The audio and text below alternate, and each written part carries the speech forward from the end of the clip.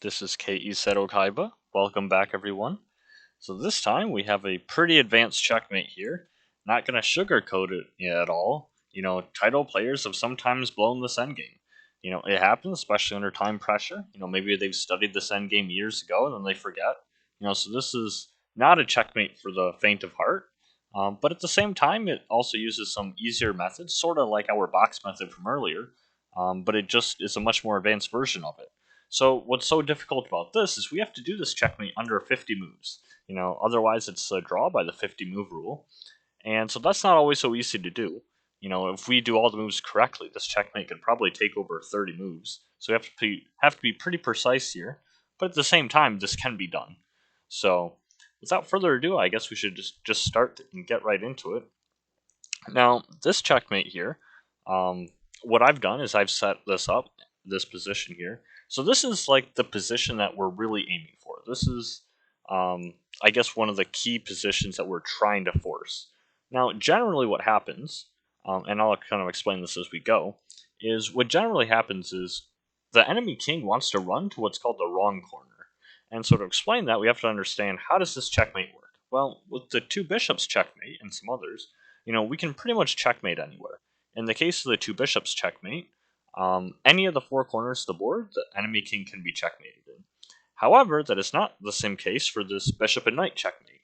So for this bishop and knight checkmate, the enemy king can only be checkmated, well, only be forced. It can be checkmated in all four corners, but only can be forced in the two corners that are the same color as our bishop. So in this case, we have a light squared bishop, and so this enemy king here can only be checkmated by force on either a8 or h1.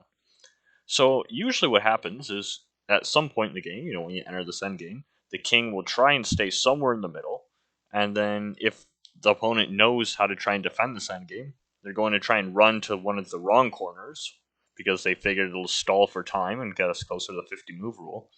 And so if they go to this corner, we're going to get very close to kind of this setup. And so then we try and force this exact configuration with our pieces here. And then we start what's called this W maneuver, and we try and slowly advance this king this way towards a corner that we can checkmate them. So it's got a lot of multi-stages to this. So I think the best way I'll do this is I'll just start with this W maneuver, which is what I use. And then from there, we are going to show an example from an actual game that I played over 2 years ago. And in that game, I got this checkmate. But from there, we can see, when the king is a little more in the center of the board, how we get into this position, and then use this W technique to try and force the win. Okay, so with that being said, quite a lot here. I will make a side note that there are other advanced techniques. The W maneuver is not the only one. It's the one that I use because I feel like it's simplest to explain, and this checkmate is complicated enough. However, there are also others, and probably the most well-known is what's called Delatang's triangle method. And that method is kind of like our box method from earlier checkmates, except with that, it's not quite a box, it's more of a triangle, and then we relocate our pieces to force the king into a smaller triangle, and we use that to force the king to the corner. So it's kind of the same concept, just a much more weird version of it. And I'll admit, I never really learned that method myself because, it was fairly tricky with trying to go from one triangle to the next, and I just found this method to be much easier. So okay, so let's get started. So now that we're in this position here, so we're going to begin with bishop to h7, and this is the idea, where very similar to the two bishops checkmate, you might remember how we controlled the one side of the king just so we can force the king the other way. This is exactly the same concept we're doing here. With this move, we're simply controlling the g8 square so we can push the king to h8, or sorry, to a8. And so what is this W maneuver we're referring to? So this exact W refers to our knight, and we're literally going to play this little configuration when coordinated with our pieces, and we will see this is kind of like a little W shape. I don't know, a little creative, but I guess you can sort of kind of see it. If we were to, it doesn't let me do straight arrows, so I can't really draw a W. But we can see how this will be some kind of like W shape, and that's the route that our knight is going to go in this checkmate. So okay, so we'll start with bishop h7. King is forced. King e8 is the only move, and now we play knight e5. The first move of this W maneuver. The next moves will eventually be here, and this is how we're going to keep pushing the king closer to the A8 square, and where it'll be checkmated. Alright, so now let's say they go king to F8. This is the common way they're going to play it. And now we continue this W maneuver, and we get this piece configuration here. And so this is worth remembering, because this is how we push the king 2 files or ranks over, because this could be on the side of the board as well. And so this is how we push the king 2 files over. So we'll get the exact same as our starting position, but just a little bit closer to the corner we want. Now, I will show, as kind of like a slight tangent, a little variation here, is of course they don't have to go to F8. We will notice there are 2 legal squares here. Now, F8 I think is the better defense, but they can also try running to D8.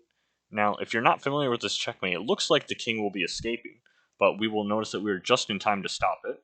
So I will very briefly show what happens there. So if the king goes to D8, they should probably be trying to go to F8 because that's towards the corner that they cannot be forced into checkmate. So I feel like they're just helping us by running in this direction, but perhaps the opponent doesn't know that. So in this variation, they could try running this way towards the corner we want them to go to. So we just move our king.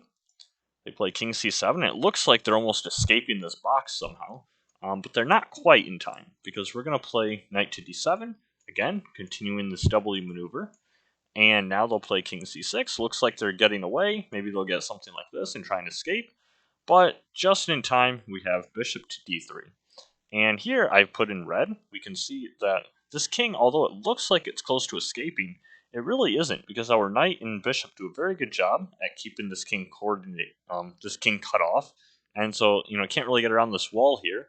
So once we coordinate our pieces, the king is kind of going to be forced back to these squares on the edge of the board.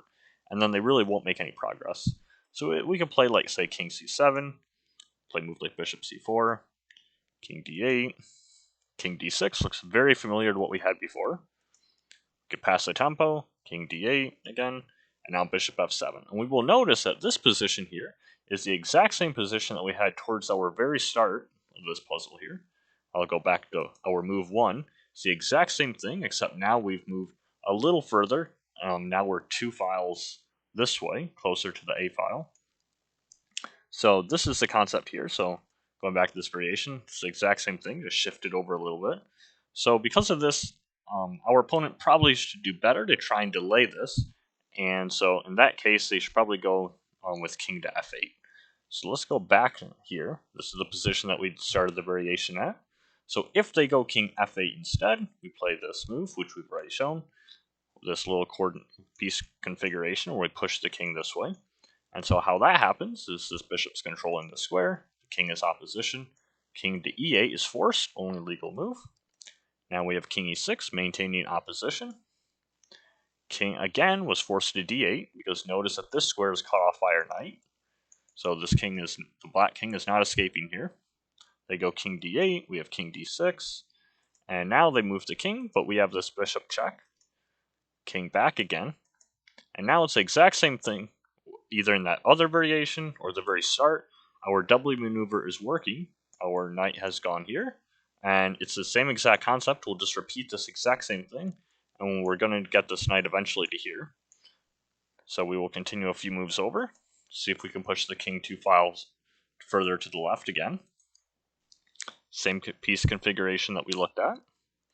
King c8, king c6, again keeping king opposition, king over, king b6 looks identical, same concept. We give this bishop check, king b8, and now we notice that the king is only restricted to these 2 squares here, so it's our box method has been very successful. Their box is very small now. So now that we're very close to the end here, we play this knight c5. Usually I try and think of moving the knight towards the center of the board. This just helps me visually, but everyone will be different. Because again, this same position could be mirrored in some way, where if it's almost like if the board is rotated. Because again, this may not happen on the top of the board. Maybe it happens on one of the sides or the bottom. So this is a checkmate that takes a lot of study and practice. But if you can play this against an engine and get checkmate, you should very easily be able to do so against a human opponent. Okay, so they only had 2 moves, so the king goes over. And now here we need a bishop move just to pass the tempo, because if we were to play knight to a6, this would be a stalemate. We do not want to play a stalemate here. So we're just going to play a bishop move just to pass the tempo, so then now it's black to move. So now their only legal move, king b8, and now knight a6 comes with check. So now the king is forced to the corner, only legal move, and now we have bishop to c6 checkmate. Okay, so that was the W maneuver there. Now let's go back to the very beginning here. So this is the position we are trying to force, and from here we can play this W maneuver idea and get this exact same checkmate that we looked at. But again, the opponent will probably not start in this very exact position. More than likely, the king is going to be somewhere towards the center of the board, and we're going to have to try and slowly force them to the edge. Now, without waiting too long, let's go to an example here. So this is one of my games that I've played with this. This game is over 2 years ago now. Yeah, a little over 2 years ago. And I actually still remember this game because, to be quite honest, I was a little bit tilting. It was late at night. I just dropped below 1800 in the first time in a while. This was, a long time ago, but for me, that was roughly my rating where I was at. And so, of course, I wanted to get it back. And I ended up getting this bishop knight checkmate, kind of a stylish way to get it back. But yeah, so we're not going to go over the whole game because this is a fairly long game, and this isn't really like a game showcasing. I just wanted like an example. So we're going to skip to more of the end game here. So I'll just move quite a few moves ahead. This is move 58 we'll be starting on. So this end game here looks very familiar. We're very close. And having confidence that I knew this checkmate, I just figure I'm not going to wait. I'm just going to move and push my pawn ahead, threaten to promote, keep moving my king up. Of course, they're going to want to sacrifice their rook for the pawn. They don't want me to get a queen. And a lot of players will easily fail, especially under low time. Here I have only just under 3.5 minutes. So if I didn't know this checkmate, that wouldn't really be enough time. But in this case, I do know this checkmate. So when they sacrifice the rook, then we've now entered this bishop and knight checkmate in an actual game. And so let's see how we actually force this king over and see if we can get the same exact configuration that we had earlier. Okay, so in this game, it continued with king to g4. Again, in this case, because we have a light squared bishop, we can only force a checkmate in one of these light squares for the enemy king. Now, probably what the black king should be doing, as they're doing correctly here, is trying to flee to some way that they can try and maintain the center of the board as long as possible. And then later, when they're forced, trying to flee to one of the wrong corners, in this case, one of these corners here, either A1 or H8. And once they're there, then, of course, they'll be slowly pushed to one of the corners that they can be checkmated in. But by then, if they've defended correctly, maybe they can get a little closer to that 50 move rule if the opponent, if the side with more pieces doesn't really know their stuff, and who knows, maybe the game will end in a draw. But objectively, there should be a win every single time, granted, as long as you don't like drop one of your pieces or something. So, okay, so oops, went a little fast there. So they play this king move. I went knight d6, and here they move the king g5. I play knight f5, and I know there's a lot of advanced methods like Delatang's triangles and a bunch of other things like that. But again, I never really studied how to do that.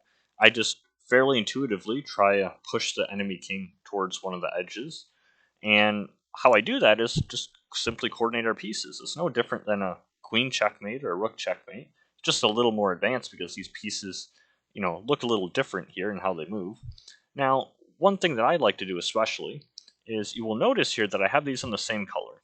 And this is important because the bishop in this case is restricted to only the light squares. Of course, it can't go to a dark square because bishops don't work that way. Now, the knight, on the other hand, can influence other squares. So I like to have them on the same color when possible, because the light squared knight can control all of the dark squares that my bishop can't. And so by doing that together, we will notice that they really coordinate well, because this bishop is controlling all the light squares. I can have my knight control the dark squares. And so here we have, just look at all these squares that only these two pieces are controlling. And of course our king is controlling more. The king is controlling these here. And already we can see there's a pretty good wall around the enemy king. And this king is slowly but surely going to get forced towards the corner that they want to try and defend to. This is one of the wrong corners. And then from there, we can get our little configuration on the F-file with the W maneuver. and eventually push them all the way towards the corner they can be checkmated in. So there's quite a bit of sequence to this, but this is some of the ideas here. So alright, so they went king to g4, I went knight d4, king g5. Again, this is an actual game, so is the technique best? I'm not really sure, probably not. But this is more of a practical, here's what happens and here's how we try and force this. So I go bishop f5, again, controlling more squares. We have king opposition, controlling these squares, the bishop controlling these, and again, I'm just trying to push the king back towards the edge of the board, and then from the edge, we can push it to a corner that we want. They go king to h6, I go king to f6, again, just keeping the king on the edge here. They go king h5, I play knight f3, very important to control the h4 square to keep the king boxed in.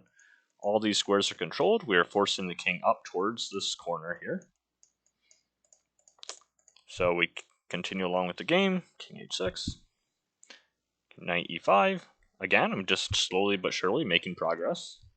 They try and prolong, anything they can. King h5, I go knight f3, king h6, bishop g4, controlling this square, again, so we can force the king towards the corner. And slowly but surely, we are making progress again. We're just a little bit closer. Now knight f7, this square is controlled by the bishop, so they are forced to go to the h7 square. King h7, bishop f5, and this configuration looks very similar, I'm sure. Most people will recognize this here, as we just went over this. King to g8, and now I just play any bishop move on this diagonal here, so we can pass the tempo. And so I did that. I played bishop to g6. They go king to f8, and now we go bishop f7. The exact same as the start of our W maneuver, except there we were on f5 and moved to h7. It's the same position, it doesn't matter. We have this exact configuration we want, with this bishop on h7 controlling this square, g8. So from there, we were just trying to push the king to, 2 files over at a time, using this W maneuver method. And eventually we're going to push the king over to b8, and then later from there, we're going to slide it over. Once it's restricted these two squares, we're going to slide it over to a8 and deliver this checkmate. And the same right here is just the same technique we looked at. They go king to e8 in the game. I went knight e5, start of the W maneuver. King d8, king e6, king c7. In this game, they tried to flee this way. Knight d7, king c6 again. I've studied this, so bishop d3, king c7, bishop e4. I think in the other, I think in the example, I think I went bishop c4 in that. Bishop e4 is probably correct, but both are winning. As long as you keep the king inside the box, that's the key there. Don't want to let them out. King d8, king d6, and again they just try and defend as best as they can. Here we have bishop d5, king d8, and finally we have bishop f7. The exact same position, but instead of being on the f file here, we've now pushed the king 2 files over. Now it's on the d file with this knight and king configuration, and the bishop restricting it from going to the file to the right. They go king c8. We do the exact same W maneuver. We have we have knight to c5, king d8. This nice little piece coordination that we had before. We really like this configuration, the way that our pieces coordinate very harmoniously. This bishop controlling the square, knight and king controlling a lot with their opposition. And so the king is forced to c8, king plays it. We have king to c6, king b8, and again, this we've seen before, the bishop check, wasting a tempo, so now it's black to move. Black goes to a8, and already this is mate in 4, we've seen this here. We play knight c5, king b8, knight a6 check, king to a8, and now bishop c6 checkmate. Okay, so that was the bishop and knight checkmate, a much more advanced checkmate. I didn't think I would get a chance to go over this so soon, but apparently a few people were asking me about it, and so by popular demand, here it is. So this is how you play a bishop and knight checkmate using the W maneuver. So thank you for stopping by, everyone. I hope you found this video useful, and I will see you in the next video.